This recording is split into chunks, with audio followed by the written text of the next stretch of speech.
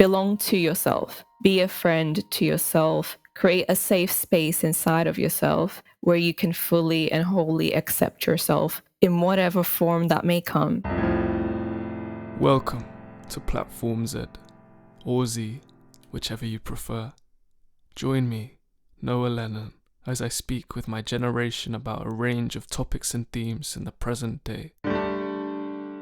Hello, good people of the world. Thank you for tuning in to the second episode of the podcast. Today, I'm speaking with a new friend of mine. She is an all-round creative, being talented and experienced in acting, directing, writing, and dancing too. She's also an alumnus of National Youth Theatre and an alumnus of Rose Bruford College with a BA Honours degree in acting. She's an ingenious, amiable, and assured soul. Ladies and gentlemen, Larissa Da Fonseca. Wow, what an intro. Thank you so much for having me. Hello, everyone. Of course, thank you for coming on. So, as you may have seen from the title, today's episode is Third Culture Kids. Now, if you do know what that term means, that's great, you're one step ahead. But if you don't, which I didn't before this episode, then I'm sure Larissa would be happy to go ahead and break it down for you guys. Okay, so actually, the first time I heard this term being used was in an interview by EXO-Kitty actors Gia Kim and Sang Hon Lee. They're both third culture kids, and they were explaining what that means. And basically, a third culture kid is someone who was born in one country and then moved to another and lived a large part of their life in that second country, or their parents were born in their mother country and then they moved and raised their kids in their mother culture. So as a result, these third culture kids developed a unique third culture that is neither their mother culture nor the country that they reside in culture. Well, for me, I was born in Brazil and I moved to England when I was 9, and I've been living in England for like 18 years now. So I identify as a Brazilian, but a part of me is, I guess, a little scared to say that because I'm no longer up to date with the culture, and I'm losing my Portuguese, which is really sad to lose your mother language, I think. But yeah, I really resonated with them when they said third culture kids, they can belong everywhere, but they can also belong nowhere. And I really felt that to my soul because I guess I'm trying to find somewhere where I can fully belong, but in this in-between place where I'm neither one thing fully nor the other fully, I'm finding it hard to find somewhere to belong. Wow. And how would you describe and identify yourself at this point in your life? So at this point in my life, I would say that I am Brazilian because of the way that I was raised, and my most formative years were in Brazil. I would identify as Brazilian. There are parts of myself, especially in the way that I interact with people, that are very much Brazilian in terms of being really friendly and talking to everybody, regardless of gender, just trying to make friends. In England, there's a more slow way of making friends, and people are a little bit more independent. They rely less on community, in my personal opinion, than in Brazil. So I've had to tone it down a little bit. I've had to dampen that side of myself, which really sucks, to be honest, but it can sometimes create misunderstandings here in London. And I don't want to cause misunderstanding for other people, and I want to respect other people's way of making friends. Because I'm living here now, I have to respect that side of this culture.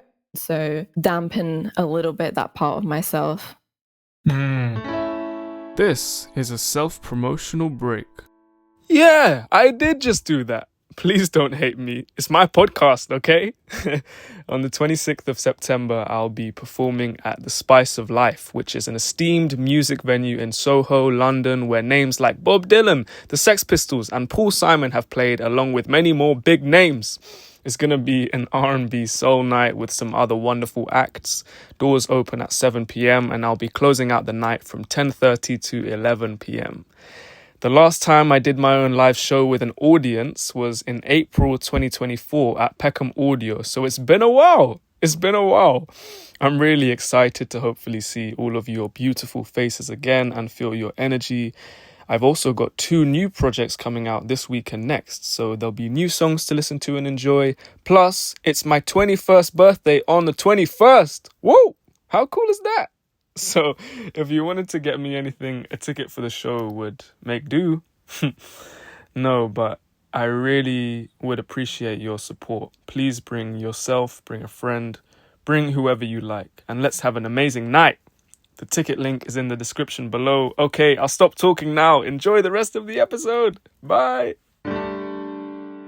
And in your experience of being in this country and having those Brazilian roots, is there another culture that you have maybe found similarities within? Yeah, actually. So people ask me a lot why I'm so into Korean culture. And I know that it can be a little weird for some people when a person is interested in a culture that's outside of their own or outside of the culture of the country that they're living in. And I totally hear that. And I know that there's definitely some cases of fetishizing a culture or a certain demographic. I know that there's cultural appropriation. Like those things are very real and they shouldn't be taken lightly. For me, though, my interest in Korean culture is based on the fact that it's kind of like a halfway point between Brazilian culture and English culture for me. And it's not something that I expected to happen, but it's got parts of the more independent, not wanting to bother people in public kind of thing that English culture has, but also the community aspect of Brazilian culture, which is really important. And I think those are like the 2 pillars. There's also some other things like variety show comedy or sometimes the emphasis on looks that are in Brazilian culture too. But for me, the main things are truly the fact that it's about community, but also not wanting to bother people. So yeah, I've really enjoyed getting to know about another culture. And I think it's important for us to immerse ourselves in cultures different from our own, because by doing so, we can realize that because someone lives differently to us, it doesn't make them wrong. It just means that we can grow by understanding their way of life. So it's been a real gift to be able to get to know another culture. Yeah, that's so interesting. I don't think people would typically associate Brazilian culture with Korean culture on the surface, but the way you just explained it, it makes a lot of sense.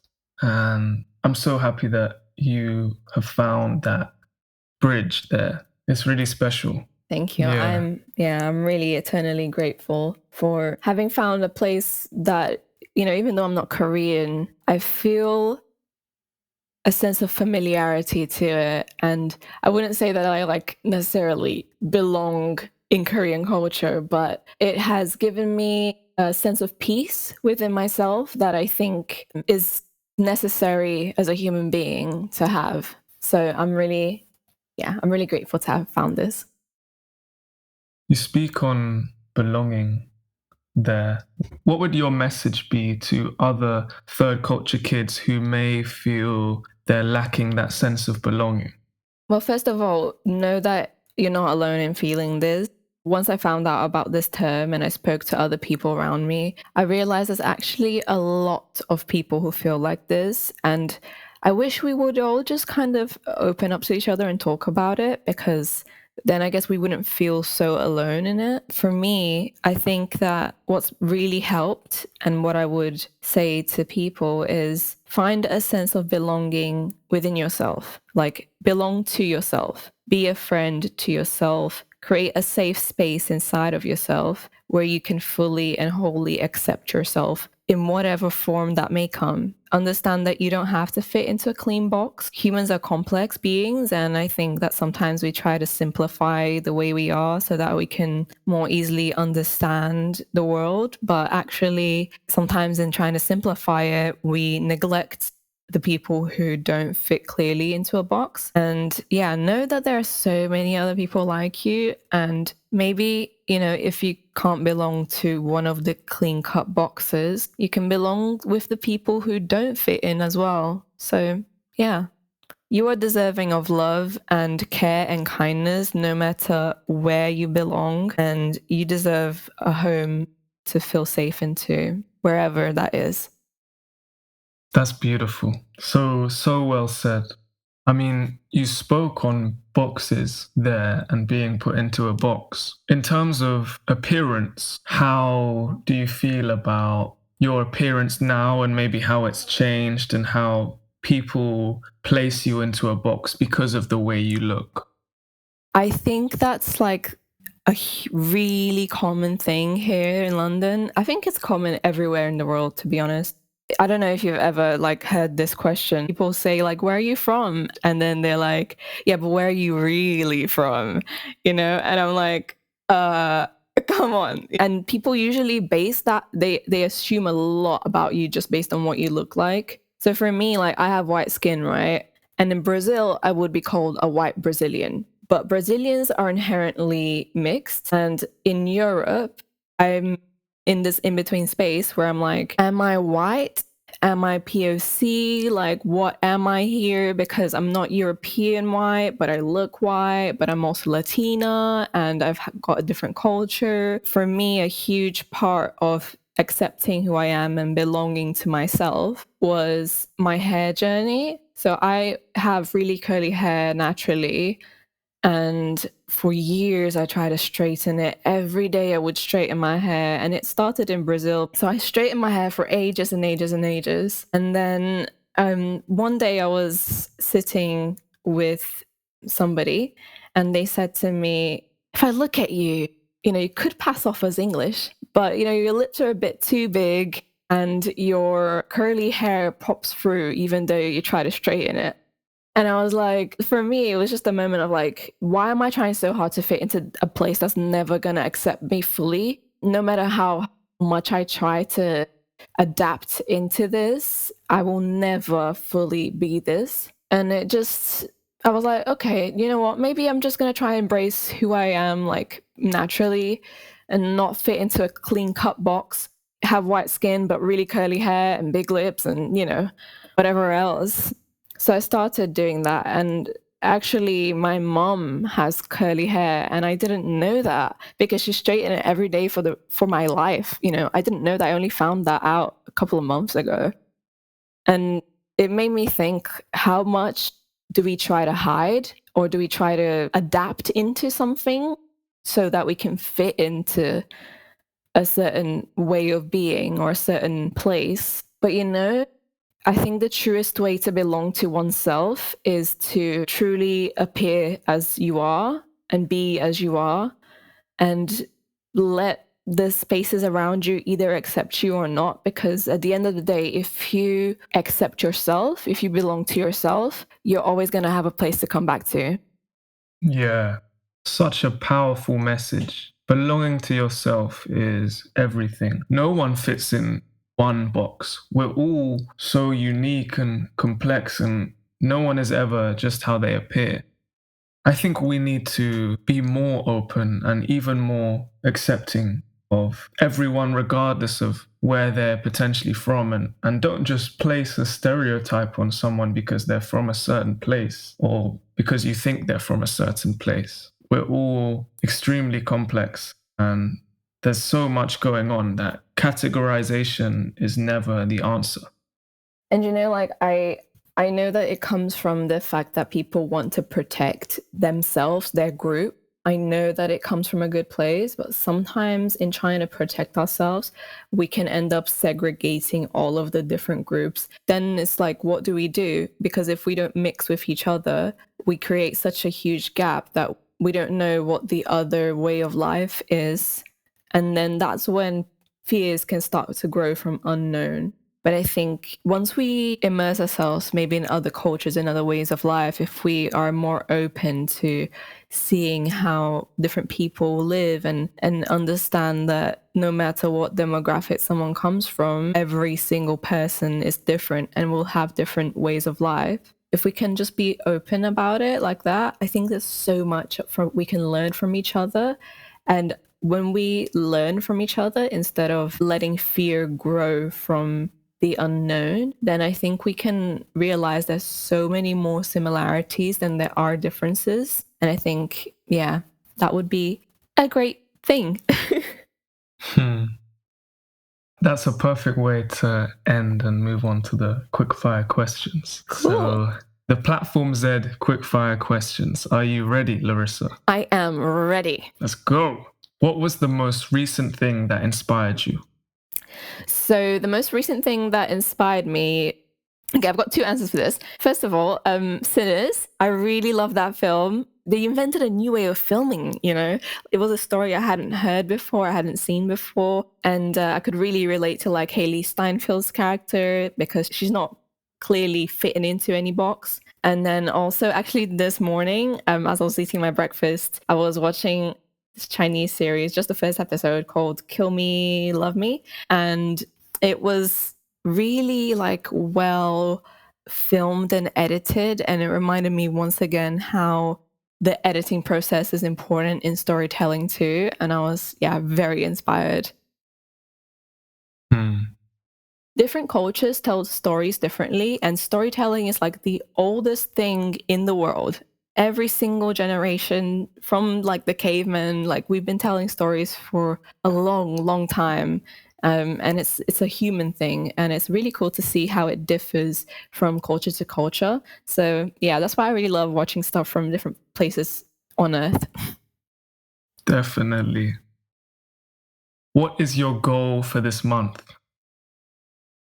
So my goal for this month is to be more disciplined and save money, but also go to the gym a bit more because I've been paying for a really long time and I barely go. Okay, I'm very bad at keeping promises to myself. And I think keeping promises to yourself is also a form of self-love and self-respect. So I want to get better at that and come through on the time that I say, I'm going to go gym. So I go to the gym rather than give myself excuses.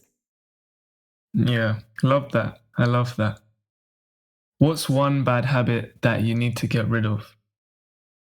Overthinking, for real. I need to get rid of overthinking. I think a bit too much, and you know what? Like a lot of the time, that's not even what's happening. It's just in my head, and it's a form of self-protection. But sometimes I feel like I can just sit in my strength and be like, you know what? Even if somebody is upset with me, they can come and talk to me and we can resolve it. And I don't have to be scared that a lion's going to come and eat me like the cave days, you know?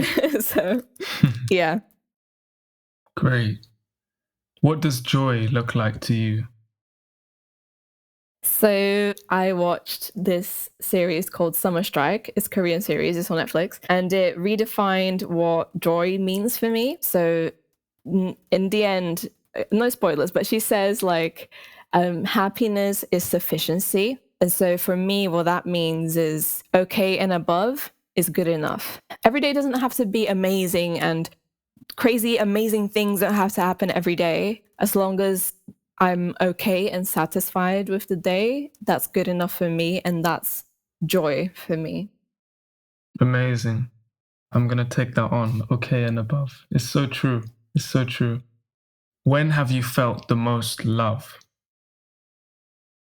A couple of months ago, I had a conversation with someone, and during that conversation, I felt like in order for me not to have a superficial relationship with them, I would have to change some things about myself. But in changing those things, it would mean that I would no longer be true to myself. So it was either like one of us has to change our thought process here, or we're going to have a superficial relationship. So I really thought about it. I was like, is there really something I need to change? Or would changing that be a form of self-betrayal? And, as one does sometimes, you go to your mom for advice. I went to my mom and I was like, Mom, I really want to have a deep relationship with this person, but I don't want to change who I am. Do you think that maybe there's some things about me that need to change? Do you think maybe I have some bad qualities that I need to change? And she was like, you don't need to change who you are. Like, you're good as you are. And the people who are meant to be by your side, they will see that and they will accept you for who you are. She said, I'm really proud of who you are today. And that was a really big thing. There's nothing quite like hearing your parents say that they're proud of you, and that they love who you are today and you don't need to change. So it was an acceptance that I really needed to have. And yeah, that's one of the times I felt most loved. Amazing. Yeah. Okay, final question. What's the one thing you'd change in today's society? So for me, I would say being curious rather than making assumptions, because truly we really don't know a large part of someone's day, even when we live with them. I live with my parents. I don't know a large part of their day. And if I think about it, like, we don't really see each other outside of the house very much. So they don't get to see me in other environments. So even with people that you live with, there's a lack of knowledge behind what they experience every day. So when you meet someone new and when you interact with other people, I hope you can, instead of making assumptions about them, be curious and ask questions and learn what their life has been like, what they're like, what their values are, and maybe you'll be able to give people a chance who you might not have given a chance to before. What a wonderful message to end on. Thanks, Larissa. Thank you. But yeah, that's the end of the second episode. Thank you, everyone, for listening and tuning in. It's been such a pleasure having you on, Larissa. Do you want to plug yourself, speak about anything that's coming up? Yeah. So you can find me on Instagram. That's kind of like my main social media, which I assume will be linked below. Yes, it will. It will. Cool. And yeah, so as Noah mentioned, I'm an actor, director, writer, dancer. So I will be hopefully directing something soon or acting something soon. But for now, I am writing a short movie. So keep an eye out for that soon. Ooh. Yeah. But yeah, thank you once again so much for having me on this. It is such a gift to have a platform to speak on anything. And thank you for all that you're doing for Platform Z and for our generation, because I really think that having a space where you can come and talk to, and a platform where you can be honest and talk about things that maybe the everyday conversation doesn't really will help people feel less alone. And that's why I do the work that I do. So that's a really important thing for me, and I'm really grateful to be part of this Platform Z. Oh, bless you. I could cry. So sweet. Thank you so much. Thank you, and you. Bye, guys. Take care. See you next time. Bye, everyone. Thank you for listening. I hope you enjoyed. See you next time.